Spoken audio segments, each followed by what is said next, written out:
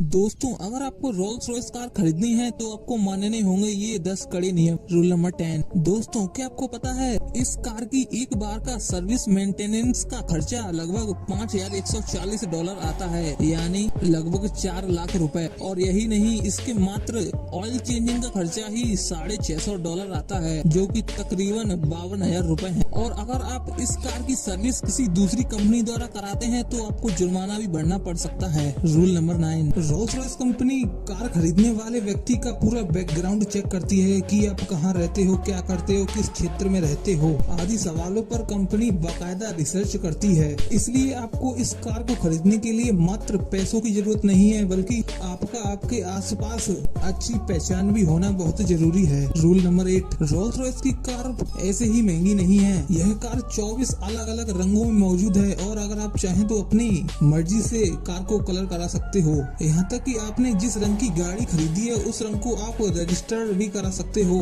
ताकि और कोई भी इस रंग की कार नहीं खरीद सके। अगर कोई खरीदना भी चाहे तो आपकी परमिशन लेकर ही खरीद सकता है। Rule number 7। आपने इस गाड़ी का इंटीरियर तो देखा ही होगा, लेकिन क्या आपको पता है इस गाड़ी की सीट्स इतनी कंफर्टेबल क्यों होती हैं? दरअसल इस गाड़ी की सीट्स बुल की चमड़ी से बनाई जाती हैं और ये बुल्स ऐसे ही नहीं होते हैं, ये उच्च क्वालिटी के होते हैं, जिसके कारण ये सीट्स बहुत कंफर्टेबल होती हैं। Rule number 6। जहां दुनिया आधुनिकता के दौर में सभी कार्य रोबोटों के हाथ में दिए जा रही है, वहीं रोल्स रॉयस आज भी इंसानों पर ही भरोसा करती है और आज भी रोल्स रॉयस की गाड़ियों का निर्माण इंसान के हाथों द्वारा ही किया जाता है। Rule number 5।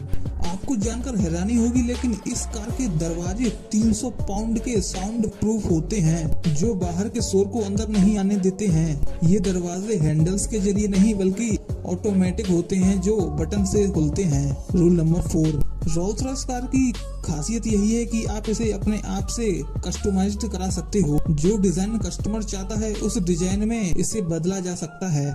इसी बात के लिए यही कंपनी बहुत ज्यादा फेमस है। Rule number 3।